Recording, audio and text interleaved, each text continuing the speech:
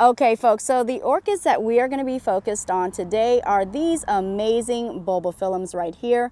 We're going to be talking to you guys all about what makes them so tricky to grow. Also, we're going to give you guys some helpful suggestions and tips on how you can grow them more successfully. And then we're going to showcase some containers and ways that you can grow them as well to help you guys along your Bulbophyllum journey. Now, let it be understood that Bulbophyllums are not difficult to grow at all. As I stated before, they are just a little bit tricky.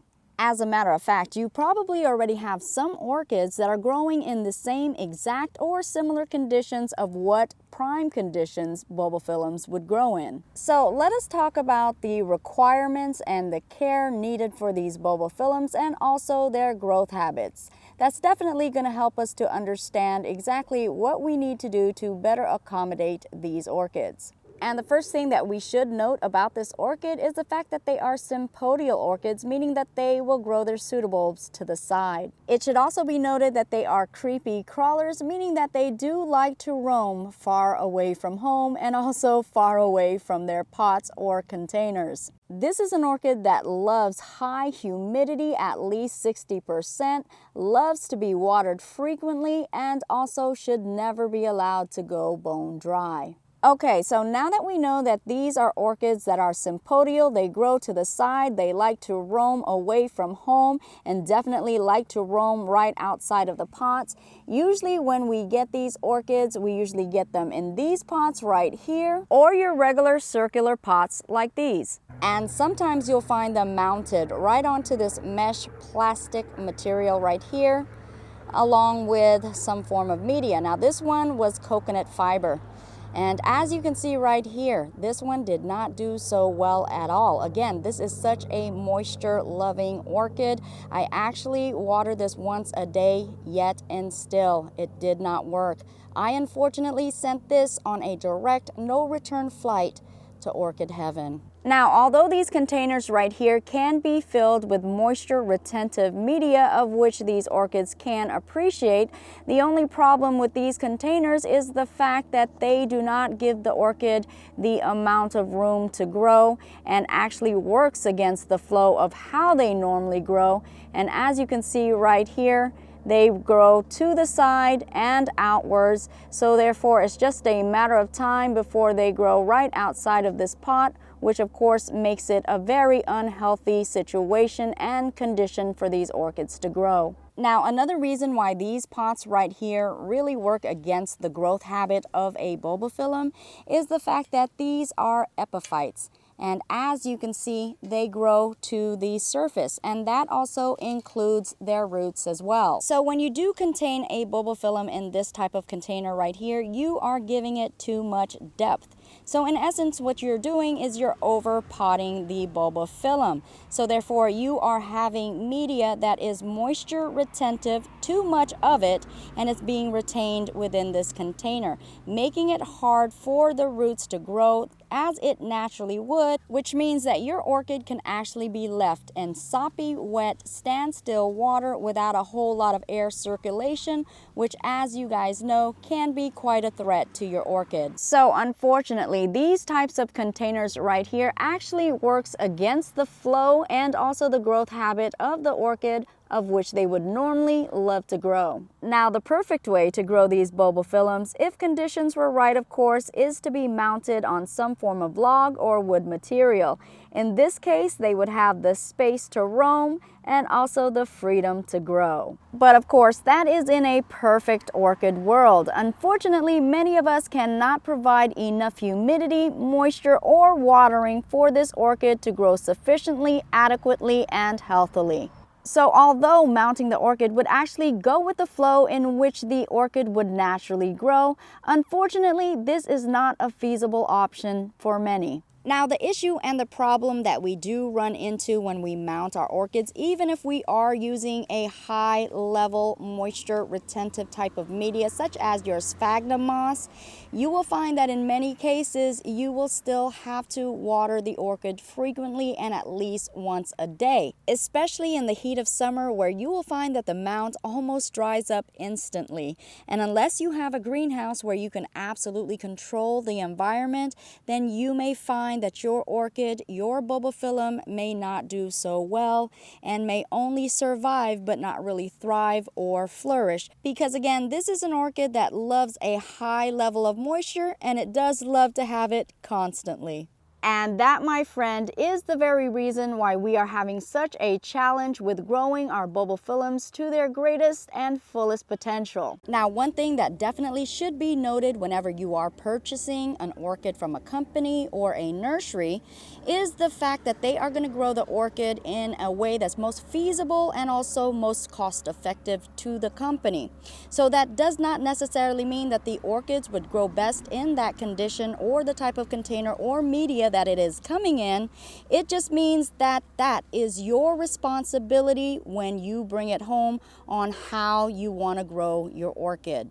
That, my friend, is going to be totally your responsibility, and how you research what the orchid needs and how you're going to grow the orchid to the best of your ability. Again, that is your responsibility. So let us put our thinking caps on and find a better way to accommodate not only their growth habit, but also their needs when it comes to moisture, humidity, and watering. And right here are some suggestions and also some ideas that may just help us out. Okay, so this is a container right here that I made that I do believe is absolutely perfect for these bulbophyllums, in the fact that it does accommodate their growth habit. And also, as you can see as well, it can retain that moisture retentive media in there as well. This type of container right here will definitely provide the bulbophyllum with the moisture and the watering that it needs, in the aspect that it will retain the water, the moisture, and the humidity. And also, you won't have to worry about this drying out so quickly or you having to water so frequently. Now, I'm not sure if you can actually recognize what this container is, but this is actually a bread basket that you oftentimes see in restaurants. And as you can see at the bottom, you are seeing those holes that I created with a soldering gun.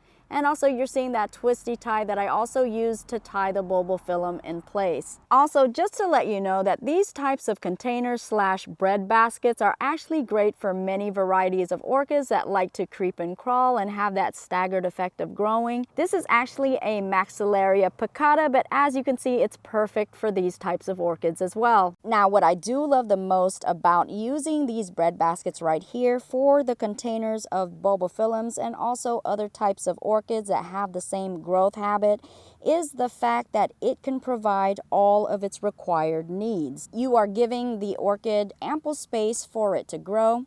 You are also fitting the natural flow of how the pseudobulbs grow and crawl and creep. There isn't a whole lot of depth to the pot, so therefore you don't have to worry about holding and retaining too much media in the container. And you are allowing the roots to grow nearer to the surface as it naturally would. And because of how the container is made, you're actually getting a whole lot of air circulation, a whole lot of air ventilation, and breathing room for the orchid. Yet you can still contain enough media in here where it's not going to dry out as often and you are not going to have to water as frequently. So with these bread baskets right here, I do believe we're giving these orchids a whole new lease on life and a whole new opportunity to grow as they finally should. Now, this is yet another perfect container right here. This is holding a Stanhopeia, but can also work with a bulbophyllum also. Now, I don't know if you can recognize this type of container, but this usually is found in the kitchen and usually comes in a set of 3, hanging up as an ornament and also holding up your fruits and your vegetables. Well, not only is it good for your fruits and vegetables, but it is also good for your orchids. As you can see right here, again with the kind of flat, shallow surface, and then also the good air circulation for good air movement, and a whole lot of space and room to grow. And you can also fill this container with your media that is needed. Now, I do have this container right here, which is my grow globe. And if you guys remember, I did a video all about this. If you didn't, go ahead and click on the link right there and you can check that video out.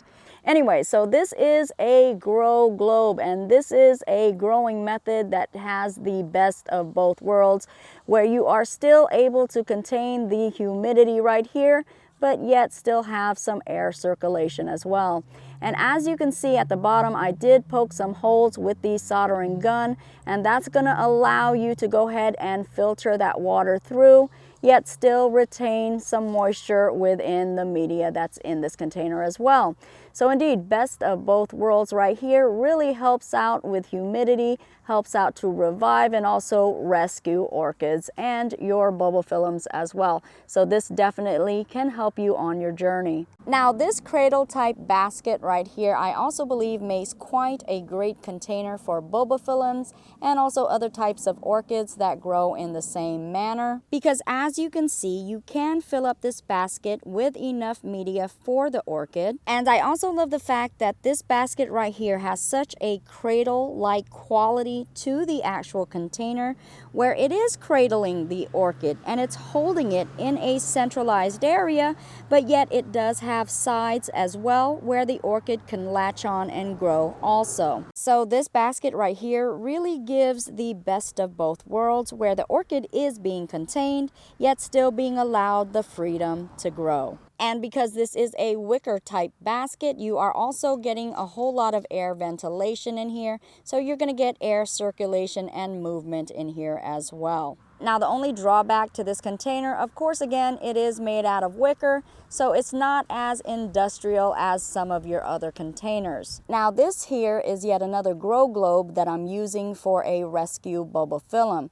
And as you can see here, there aren't any holes at all other than the holes that are just holding up the actual hanger. But other than that, there is no air circulation, just a whole lot of moisture in here. I do have media that retains a lot of moisture. So therefore, again, we are growing and rescuing this orchid in a terrarium style method, where we are providing the conditions that are self-sufficient for this orchid to survive. And because it is warm and because it does have a whole lot of moisture, we're hoping to replenish this orchid with the moisture that it needs and also to promote root growth. Now, I do know that there may be some of you guys that are skeptical and perhaps even a little bit afraid to do something like this, which is fully understandable. But I reassure you, I have grown, revived, and also rescued many orchids in this way. And as a matter of fact, these two right here are my rescue terrariums made out of soda bottles. And I actually have a Cedrea japonica that is being rescued. And also this right here has a community of Vandopsis orchids right here. And they're also being grown in this container. Both of these orchids have been in this container for 3 months. That is right. And I've only sprayed down the actual media one time within the 3 months. So again, if you can keep these in the right conditions, of course, monitor them, it is possible for you to rescue and also grow your orchids in the terrarium style method of growing, and can also work well in rescuing and growing your bulbophyllums. And if you guys want to know exactly how to make these soda bottle terrariums, which I do have to say are very easy, go ahead and click on that link right here. It'll take you straight to the video where I give you the step-by-step process of how to make these terrariums. And there you have it, folks. These are some very creative and very effective ways that can assist you with growing your trickier orchids. Now, if you guys have some helpful tips or some suggestions that have also helped you along your journey with growing these somewhat somewhat finicky orchids, please be sure to let us know, and please be sure to post those comments below. And I do hope that you liked this video, and I also hope that you have learned something new from this video that will help you along your personal orchid adventures. And of course, if you did like this video, please be sure to like, share, and also subscribe, and make sure you turn that bell notification button on so you'll know exactly when I do post a new video. Thank you so much for allowing me to share my love, my passion, and my orchids with you.